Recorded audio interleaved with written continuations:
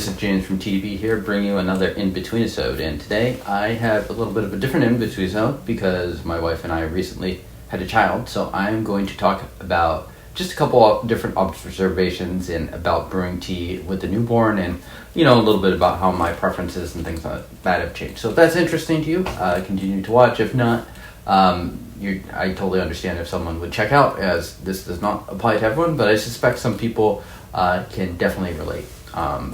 Going to be talking definitely about that, and I'm certainly still drinking a lot of tea, but my habits have changed quite a bit, and I'd imagine just because things are changing awfully fast right now, she's about 2 months old now, that things are going to continue to change quite a bit, at least for a couple of years. All the way through childproofing and all those fun things too.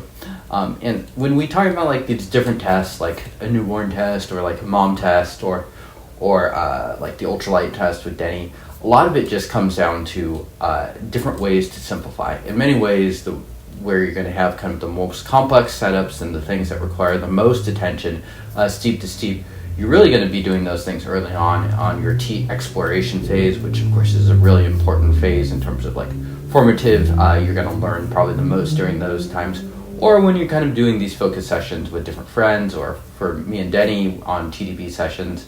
Of course, we like to goof off and stuff like that, but it's also nice to drink a tea that requires your attention during those sessions. And other than that, a lot of life is just things where you're being reduced, you're being simplified, and the ways it's being simplified and reduced can differ. Certainly it's different having a newborn around the house and being around the house a lot versus like hiking in the mountains. Some things have certainly gone about as expected, and other things a little bit less so as far as tea goes. There's definitely, I would say in the end, I'm probably consuming a very similar amount of tea, but it's distributed in a little different ways. So let's see. If you kind of work in a tea shop, or you're kind of work from home in your 20s, then that's probably the time, that's probably peak tea. And I don't know if you necessarily will realize that as time, because I do suspect a lot of the viewers of the show probably fall into those categories, 20s or 30s. Even as you age a little bit, you're just going to probably pay a little bit less attention to the tea. You're going to be a little more semi-attentive, and the attentiveness towards the tea goes a lot down as you have increasing distractions, such as a newborn. One way that, one pot that has been getting quite a lot of usage is, of course, the Big Blue pot. And in fact, things that I've been drinking an awful lot of include ripe. So I've been tearing through ripe even faster than before. Been drinking some aged oolong too. That's a nice kind of change of pace. Traditional storage is definitely A+ in my book. So obviously I think I am prioritizing things that are appealing to my palate, and one thing that even I was, I think, a little bit predisposed to even before having a child is the smoothness of tea. And I think that has increasingly become a little bit more of a trend, even more so drinking even more ripe. One way that I've actually been drinking ripe a little differently is before I'd use 8.5 grams or so. And these days I'm only capable of doing one different tea throughout the day. So I'm just going to super load this pot. We're going to do 10.5 to 12 grams, depending on what sort of ripe it is. Especially if it's a lower quality ripe, I might even load it up even more. Just because, it's nice to just have this and forget about it. One thing I'm actually not doing a whole lot of is grandpa style brewing. Part of that is because just due to kind of the habits at home, I think in a alternate life, I would certainly, she's starting to make a little noise in the background, I apologize. I would probably do a fair bit of grandpa brewing too. But because my wife also likes tea and likes to drink tea and also likes ripe, it makes just a little more sense to be brewing in a pot, so I have the flexibility of making her some cups, making myself some cups.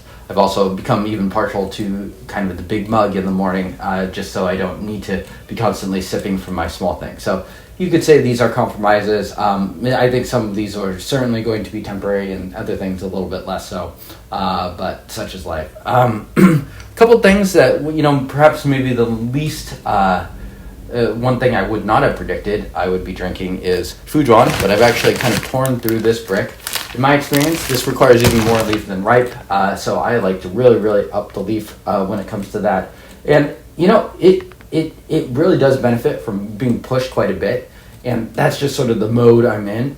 Teas that need to be pushed a lot are okay, and as long as they're still smooth. So as you can expect, a couple teas that I'm certainly drinking a lot less of, green oolongs, but definitely raw pour. That's something where, I still will occasionally have kind of these virtual tea sessions with my tea friend Garrett, and we often are drinking raw pour there, and that's often the only time a week I am drinking raw pour, other than traditionally stored, of course. And I think the ones that I'm drinking even less often than just raw pour in total are the really, really bitter raw pours, the really, really young ones.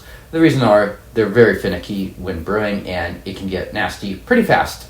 So kind of that line between being good and bad is a little thinner, and when you don't have the capacity to navigate that line, that becomes, you're just going to have less good sessions. A tea that is still a little finicky, but I still find time for, is Wu Oolong, and I just like that category of tea a lot, and I'm okay kind of having it in more of that casual grandpa style. In fact, I'm surprised how many people have told me throughout the years that they like to brew kind of the lower ratio Wu Oolongs, which is a little different than how I certainly do it on the show. I really like to up the ratio, but it works okay. I'm not going to say it's like necessarily my favorite ratios of brewing yancha or rock oolongs, but I think it works fine.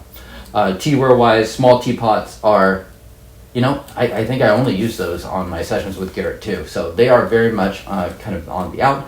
I suspect they'll be back in time too. I have been work from home for almost 10 years now, so people are going to go to daycare, people are going to go back to work, so I will probably be back on my small little teapots at some point, but right now they are not getting a ton of usage. And I will probably also have to just kind of redo my whole teaware setup and things like that to baby-proof it, just to make sure that these delicate little small teapots, which I definitely do not want to rebuy, are safe and taken care of. Okay, so yeah, those are just some of the different ways that my tea habits and things like that have changed. I guess this is a little bit more of a vlog too. So thank you everyone for tuning in for so many different episodes. Plan to continue to crank through them. This show is always subject to the different interests that Denny and myself have. So, things that I'm drinking a little bit more, maybe I'll be bringing on a little more ripe onto the show, probably a little bit less raw pour, certainly onto my in-between-sodes, but who's to say? Things will change quite fast, but I do have plans for quite a few more episodes too. And one last thing I forgot to mention, this is kind of circling back to, is teas that might make me a little bit more jittery or more agitated. I'm just brewing those a little bit less, just because I want to get the sleep when I can. Those teas have just been a little less appealing too, which, that coincides pretty closely with kind of like raw factory tea that could get bitter too. So I'm thinking, Shagwan Tools, I'm looking at you. Okay, thank you all for tuning in, and I will see you all next time. Cheers.